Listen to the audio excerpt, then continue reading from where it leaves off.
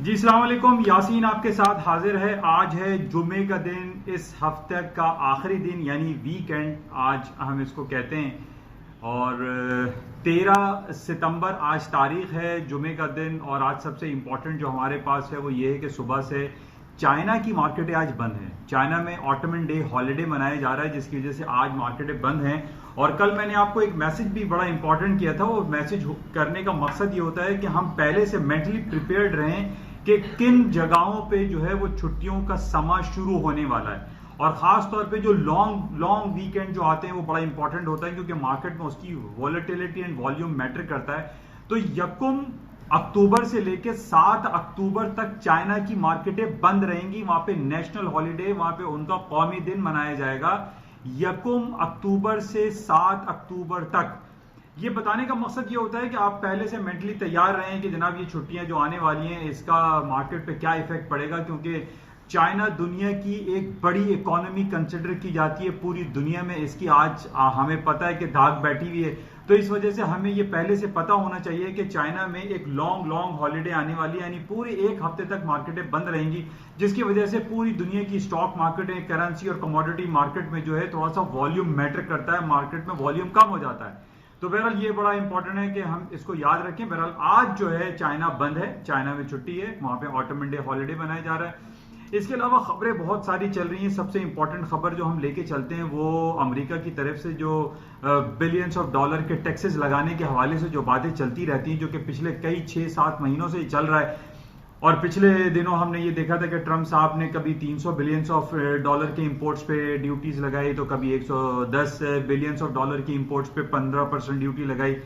तो अभी पिछले 3-4 दिनों से हम ये देख रहे हैं कि अमेरिका की बल्कि पूरी दुनिया की स्टॉक मार्केटें जो है वो तेजी की तरफ दोबारा से जाना शुरू हो गई हैं। अच्छा, अब इसके ऊपर जाने की जो वजूहात हमारे पास, जो डिफरेंट जो रिपोर्ट्स को हम एनालाइज करते हैं, उसको चेक करते हैं कि what are the reason behind this all going up side या टूवर्ड्स हायर साइड पे जो स्टॉक जा रही है, उनकी वजूहात क्या है।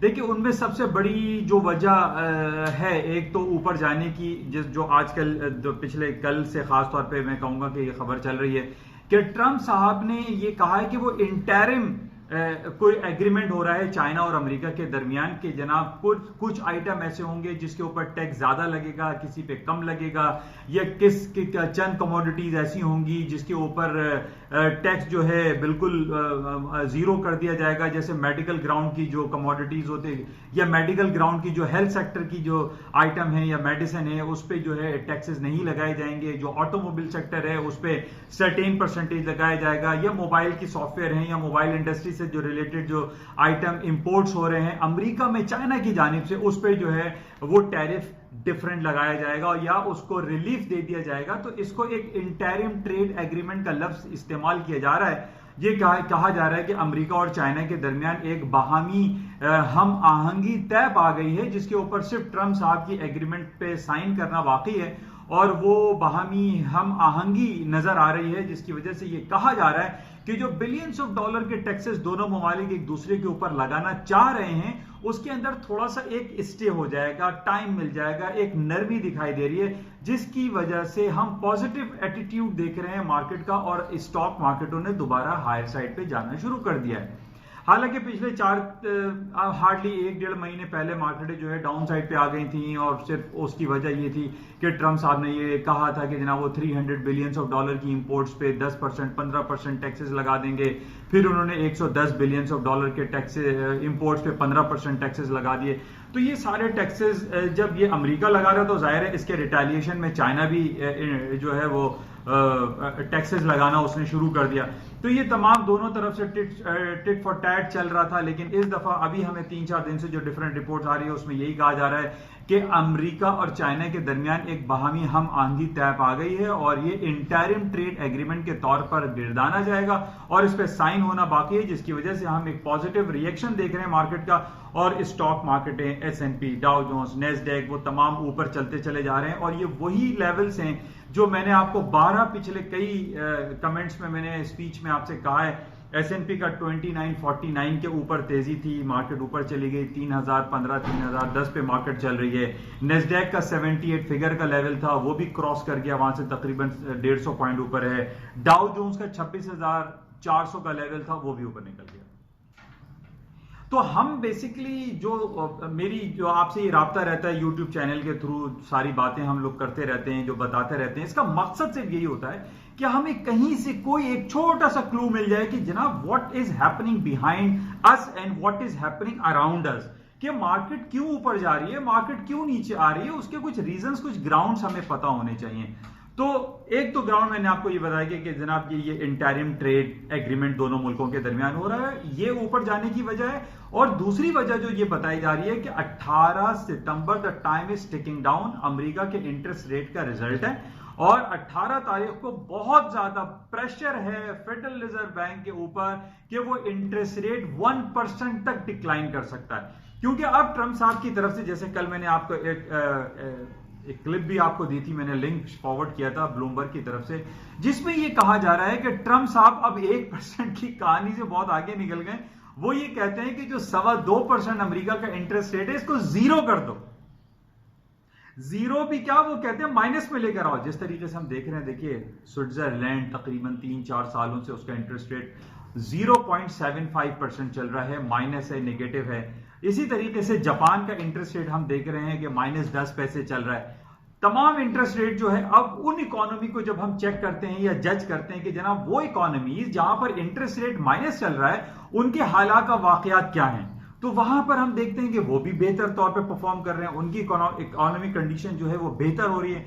तो अब अमेरिका के सदर डोनाल्ड ट्रंप की तरफ से ये प्रेशर बढ़ता चला जा रहा है फेडरल रिजर्व बैंक के ऊपर कि वो अपना इंटरेस्ट रेट 1% कम नहीं करें, बल्कि वो इंटरेस्ट रेट जो है वो 0 पे लेकर आ जाएं या उसको नेगेटिव में कर दें, जिसकी वजह से हम देख रहे हैं उसका पॉजिटिव रिएक्शन आ रहा है और मार्केटें हायर साइड पे चलती चली जा रही हैं। अच्छा, हायर साइड पे जाने की तीसरी वजह भी मैं आपको बता दूं, जिस तरीके से ब्रेक्जिट का सिलसिला चल रहा है कि जनाब 31 अक्टूबर को टाइम इज टिकिंग डाउन, कि 31 अक्टूबर को 45 साल जो एक रिश्ता है बरतानिया का और यूरोपियन यूनियन के साथ, जो 28 ममालिक का यूनियन है, वो खत्म नहीं होगा।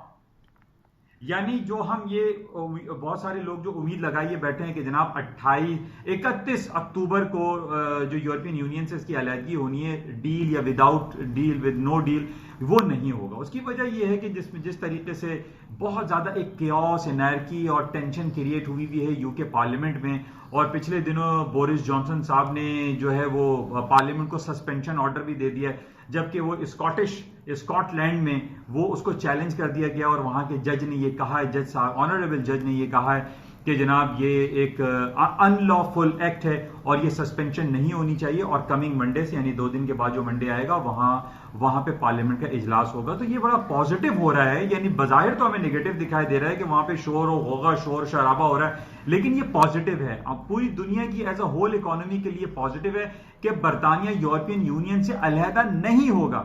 अलहदा नहीं होने की पॉजिटिव वजह यह है कि देखिए, अगर जैसे 28 ममालिक का यूनियन है यूरोपियन यूनियन, अगर ये बरतानिया जो कि सबसे बड़ी इकोनॉमी कंसिडर की जाती है यूरोपियन यूनियन में, अगर ये अलहदा हो जाता है तो बहुत सारी कंट्रीज ऐसी हैं, जैसे जर्मनी है, ऑस्ट्रिया है, फ्रांस है, हंगरी है और लग्जमबर्ग है, बहुत सारे ममालिक ऐसे हैं, वो कहेंगे भाई हमें भी अब अलहदा हो रहे हैं, यूरोपियन यूनियन का शिराजा तो बिखर जाएगा। यूरोपियन यूनियन का एक बंदा, एक कंट्री अगर निकला, तो इसका मतलब है कि पूरी 28 कंट्रीज जो है वो खात्मे की तरफ हो जाएंगी, यूनियन टूट जाएगा, खत्म हो जाएगा। यूरोपियन यूनियन से बरतानिया का ना निकलना इज अ पॉजिटिव, और जिसकी वजह से हम देख रहे हैं स्टॉक मार्केट ऊपर जा रही हैं। अच्छा, ना निकलने की वजह से आज हम ये देख रहे हैं कि स्टर्लिंग की तकरीबन 2-2.5 महीने का इसने हाई भी कर दिया है, 24 के फिगर में आ गया है, 1.2415 इस वक्त मार्केट चल रही है, जो कि काफी अरसे के बाद आया है। और जब ये मार्केट ऊपर चल रही थी, यानी 24-40 के करीब थी, 24.5 पे थी, उस वक्त भी मैंने आपसे ये कहा था, अनटिल एंड अनलेस 24-40 का लेवल स्टर्लिंग का नहीं टूटता तो मार्केट ऊपर जाएगी। और कई बार ऐसा हुआ कि 24-40 तक मार्केट आई, 24-30 तक आई, 24-50 तक आई और मार्केट फिर हायर साइड पे चली गई। लेकिन जब वो लेवल टूटा तो मार्केट 19-20 1.1920 तक मार्केट गई। लेकिन अभी तकरीबन हम रफली 500 पॉइंट की प्लस पॉजिटिव देख सकते हैं कि 500 पॉइंट्स स्टर्लिंग ऊपर आ गया पिछले 1-1.5 महीने में। तो ये बड़ा अच्छा पॉजिटिव रिएक्शन है। ब्रेक्जिट का ना होना, बरतानिया का यूरोपियन यूनियन से ना निकलना, ये पॉजिटिव है, जिसकी वजह से स्टॉक मार्केट इस बेस पे भी हायर साइड पे जा रही है। अच्छा, इसके अलावा जो डिफरेंट हमारे पास खबरें हैं गोल्ड के ऊपर जाने की वजह से, मैंने आपसे ये कहा था कि देखिए गोल्ड का सबसे इंपॉर्टेंट लेवल जो है वो 1490 का है। कल और परसों मार्केट ने स्पॉट में 1485 1486 का लो किया। इसको फिर मैं आपको ये बता रहा हूं कि 1490 इसको टूटना नहीं कहते। मैंने आपसे 12 इस बात का इजहार किया है कि 1490 का मतलब ये है कि 1490 के नीचे मार्केट आए और मार्केट डेली या वीकली या मंथली क्लोजिंग उसकी 1490 के नीचे दे दे, तो फिर मैं ये कहूंगा कि हाँ भाई मार्केट जो है वो डाउन हो रही है, फॉल हो रही है और गिरती चली जा रही है और गिरेगी और फॉल होगी। अभी इस मार्केट को हम गिरना नहीं कह सकते। 1490 का 85 का लो करके अभी भी हम देख रहे हैं कि 1506 1505 1502 पे मार्केट चल रही है। आज वीकली क्लोजिंग है, बहुत इंपॉर्टेंट डे है। अगर मार्केट 1490 के ऊपर क्लोज होती है, जिसके बहुत ज्यादा इम्कान हैं कि मार्केट 1490 के ऊपर बंद होगी। उसकी वजूहात मैंने आपको बताई थी पहले भी कि अमेरिका इंटरेस्ट रेट अगर काट देता है, जो कि बहुत ज्यादा वाइडली एक्सपेक्टेड है कि अमेरिका इंटरेस्ट रेट काटेगा और उसकी वजह से गोल्ड की कीमतों में इजाफा होगा, स्टॉक मार्केटें ऊपर जाएंगी। तो हमारे पास स्टॉक मार्केट के नीचे आने की तो कोई खबर मौजूद है ही नहीं, यानी गोल्ड भी ऊपर है, स्टॉक मार्केटें भी ऊपर हैं। तो ये अच्छा गोल्ड की और ऊपर जाने की जो दूसरी वजूहत, कल भी मैंने आपसे ये बताया था कि नेतन्याहू जो कि इसराइल के वजीर आजम है, उन्होंने एक बड़ा बयान गलत दे दिया है और उसके खिलाफ अक्रॉस दी बोर्ड पूरी दुनिया में बहुत ज्यादा बातें हो रही हैं। उन्होंने ये कहा है कि वेस्ट बैंक जो कि जेरूसलम के बिल्कुल करीब है, वो वेस्ट बैंक जो कि अभी फलस्तीन का हिस्सा है, उसको ये कह रहे हैं कि हम उसको एनेक्स कर लेंगे, उस पर कब्जा कर लेंगे।